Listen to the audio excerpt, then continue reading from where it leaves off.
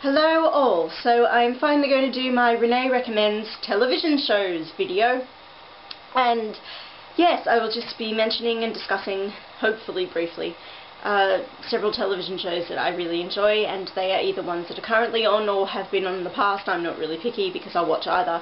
For the most part, I don't actually watch TV itself very much at all these days. I tend to either watch my TV shows on DVD or via the computer, because I'm trying to keep up with them as they air in America or the UK, so wherever it's, originating. I like to be up to date because Australia is sometimes over a year behind with the TV shows, so I can't stand that. If I can be up to date, I'm going to be, so yeah, I'll use whatever means necessary. But I tend to prefer watching on DVD or on the computer because, of course, you're without ads, and I can't stand ads. I recognise that, you need commercials, and there's a point to them, but they just drive me nuts, especially Australian commercials, so I'd rather watch with no ad breaks at all. I've tried to split my favourite TV shows into genres. Some are very, very general, but we'll see how we go. The first one I'm starting off with is costume dramas, because I'm a big, big costume drama nerd. There are many that I love. One I've recently-ish discovered, and this was through Lara, because I remember that Lara said she really enjoyed this one. I got Lark Rise to Candlefoot. I only have Season 1, so I've only seen Season 1. I'm very invested in the characters and in the world. I'm certainly going to be purchasing the rest of the series when they go on sale, because they're quite expensive over here, so I got this one for cheap. And I really enjoy this series. I like all the performers in it. I think they do a great job, although I have to say I feel for the lass who plays Lara in the middle here, because she's always crying. She's like Brooke on The Bold and the Beautiful. There has to be at least one reason for her to cry every single episode, and I think maybe they've just acknowledged that she's very good at crying. Like, her eyes are quite pretty, so maybe she's just really good at staring intensely and not blinking for ages and then letting the tears fall dramatically. Maybe it's just something about her as an actress. They really like her crying, but she cries all the flippin' time, so that drives me a bit nuts. But I enjoy all the side characters. I think the village of Candlefoot and Lark Rise, I think they're great, and as much as I get annoyed with people, I'm still very invested in their fate, so yeah, really enjoying Lark Rise. And I'm going to mention something about one of the actors who's in this when I've talked about a few other ones that I really like. Okay, although it doesn't count, I guess, as a TV series, it was more so just like a mini-series, but I'm a big fan of North and South. Of course, Richard Armitage is brilliant, and Daniela, I think was her name, she was also really great in her role. Everyone did a really good job in that one. It's a friggin' depressing program for the most part, but I think it was a lovely adaptation, and everyone did top-notch job. And whilst I'm not necessarily a fan, really, of any of the characters in it, I can appreciate them, and I think they're well drawn out, and the performances are really good. And I'm linking, the reason I'm choosing all of these to list in order, because I'm about to make a point. And, of course, Downton Abbey at the moment is incredibly popular, more popular than an awful lot of costume dramas ever end up being, and more widely viewed than most costume dramas end up being, so I can be a real snob about this sort of thing, and I get a bit possessive, and I like it to sort of be a bit of a secret, and it's only select viewers, like only people that really do enjoy costume dramas should appreciate them and know about them. So when they're really widely known, I get a bit antsy, and it makes me uncomfortable a bit, but I'm happy for the success of Downton. I think it's great. I have tons and tons of issues with some of the plot lines they've been having and character decisions and whatnot, but I still very much enjoy the show. And I like all of the performances, even if I don't like the characters that they're portraying necessarily. Season 2, I know, has been criticised a lot by fans, and I can see where a lot of the issues lie, and I was getting pissed off with it. But it was still compulsive viewing, and I still wanted to see where everybody would end up. Bates, I know, is a character that you kind of either love or hate Bates. I happen to love him, but I can certainly understand why people would hate him. And I'm bringing this up because Brendan Coyle is also in North and South. He was Higgins, Nicholas Higgins, the leader of the Union in North and South, and he's, what's-his-face, he's Lara's dad. I always forget his name. He's Lara's dad in Lark Rise to Candlefoot, and of course he's Mr. Bates in North and South. And I'm just wondering, does anyone know if Brendan Coyle just happens to have some, like, big, righteous aura about him, because he always gets cast as someone who's like morally really steadfast, to the point of being incredibly annoying sometimes, especially as Bates, who has this martyr complex. But I'm just wondering if anyone happens to know why he's always cast as a certain kind of dude. Like, he's always very, very, very certain about the things that he believes in, and he sticks to them resolutely. And I'm just pondering. It just occurred to me the other day after rewatching North and South. I'm like, is there a reason you're always playing these sort of people? I'm curious, but I'm a big fan of him. Like him lots. I'm just curious. Other shows I like, House of Elliot. I've only seen seasons 1 and 2. But I'm a big House of Elliot fan. I kind of like it because, rather like Dark Rise, it's sort of lesser known in a way. Probably because it's a little bit older. It was the early 90s, I think. And it's interesting because it's a very specific look at a time period and a very specific niche within that time period. So it's set in the 20s, and it's looking at these two sisters who are running a fashion house and designing clothes. So it's kind of got a very different angle on everything, and you still get all the typical stuff you like to associate with a costume drama, but it's just taking a slightly different vantage point and viewing it, you know, just a bit refreshing and different. And I really do like the characters in that show. Even, again, if I don't always agree with what they're doing, I'm still invested in their future and stuff. Big Jack fan. I love Jack in House of Elliot. Cranford. Do I have my Cranford here? Cranford's not here. See, someone's always borrowing my costume dramas, but I love Cranford. Again, don't know if it really counts as a series. There weren't too many episodes in either of those seasons, but huge Cranford fan. Stellar cast of characters in that one. What I love about costume dramas is that you can almost always pick at least one person who's been in something else.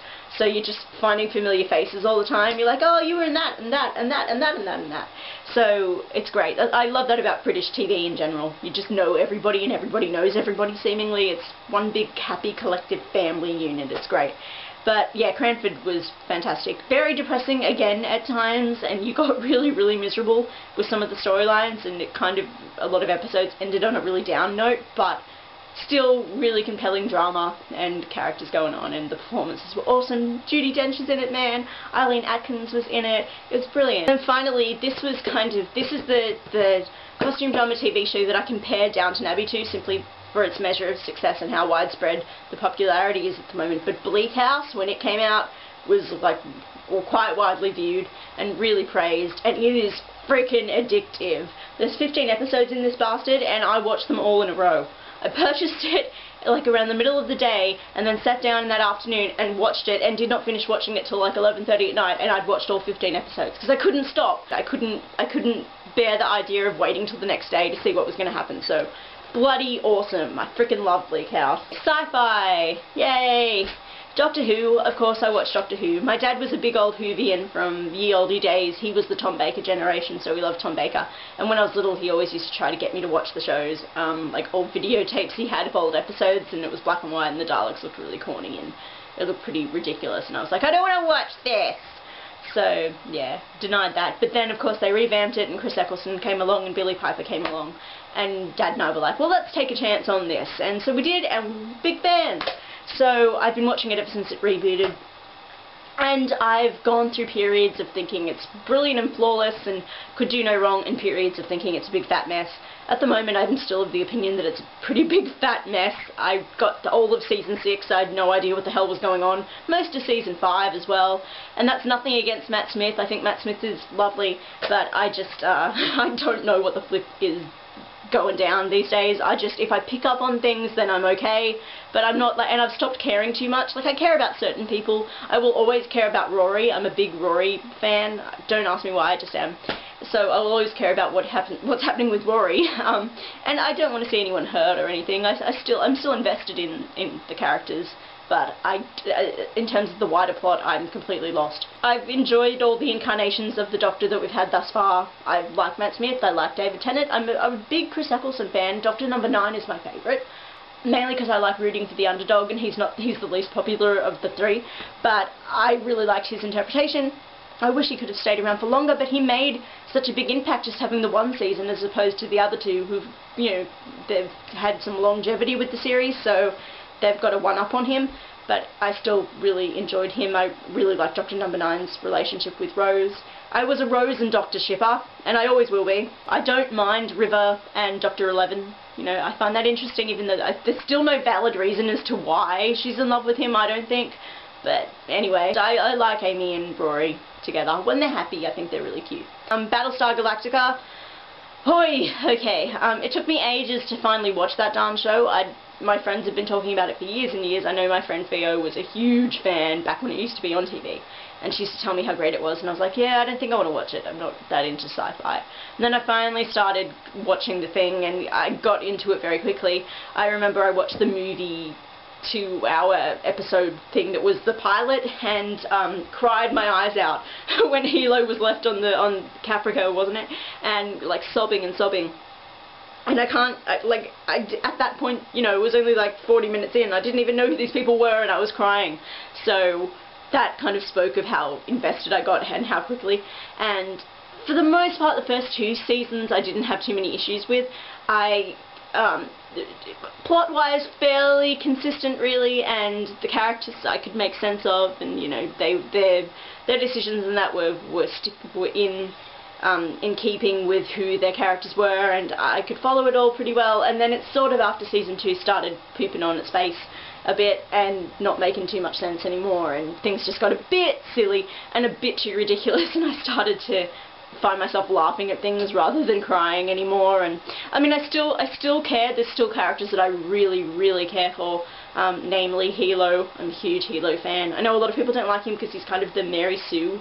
He's like the moral center of the story, so he doesn't change or adapt all that much because he's meant to be really steadfast, but I just happen to love the guy because everyone else is making such batshit crazy decisions all the time.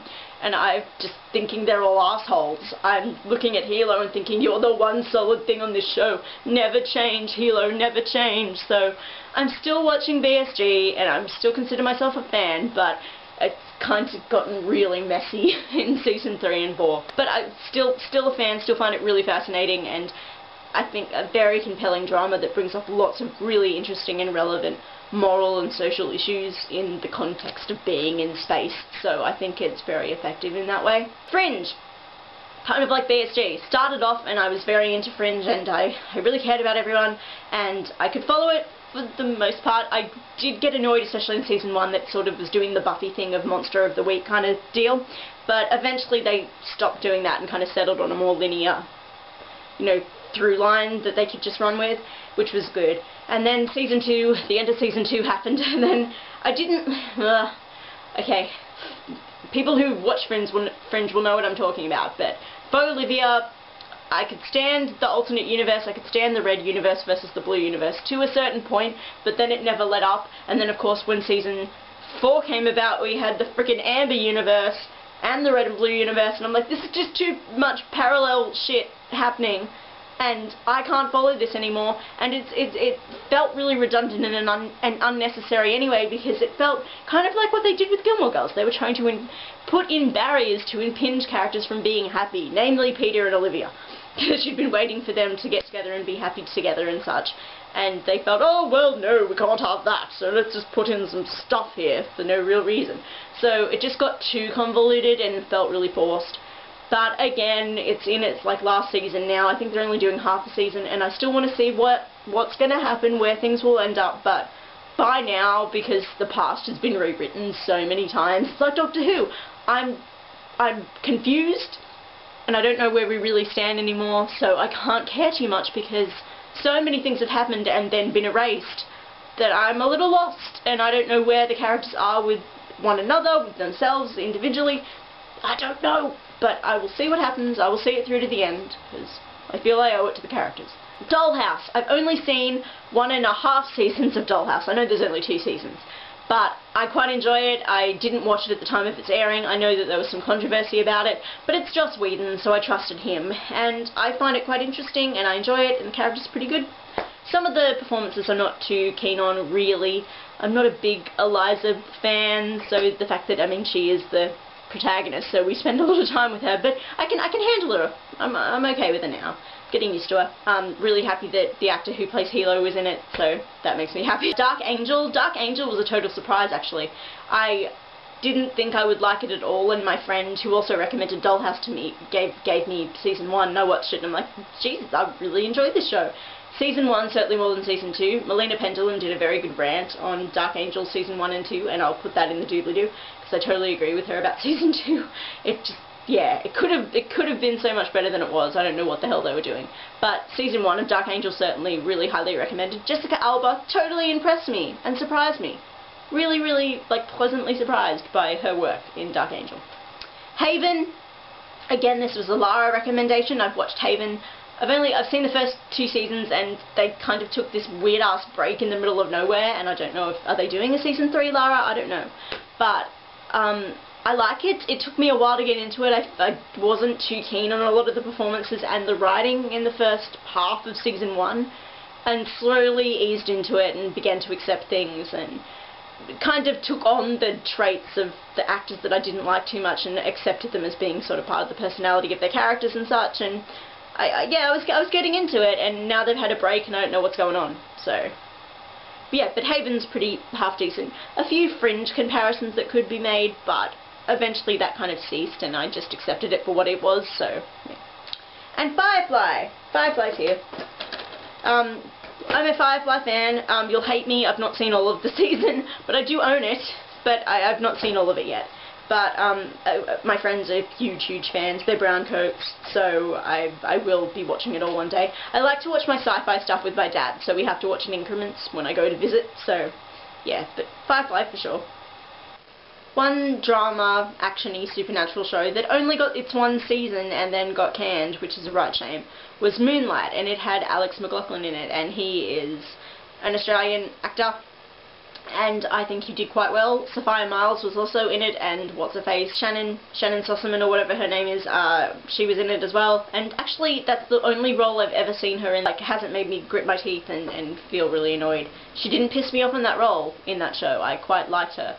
And Moonlight was interesting. It was admittedly around the time, I guess, that vampires were coming back into vogue, but I still enjoyed it, and I still thought the performances were good, and I thought there was a lot of progression that could have been made, and I wanted to see where storylines went in the future, but it got canned, so it's a right shame. Has anyone else seen Moonlight, though? Anyone? Another drama/action that I really enjoy, again, only seen season 1 of it, and don't own it, but I'm going to buy it when it goes on sale. I really like Lost Girl. That's a great supernatural drama, action-y show that I quite enjoy, and the characters are interesting. I really like the mythology and the lore that's in it. It's different. They try to be a little bit unique and do some refreshing stuff there, and it's interesting. I like that Beau, the protagonist, is bisexual, and yet that's not seen as a fetishy kind of thing or a gimmick in any way. It's just there. It's just part of her character, and it doesn't need to be pushed to the forefront all the time. I think the relationship dynamics are interesting in the show, and yeah, I quite like Lost Girl.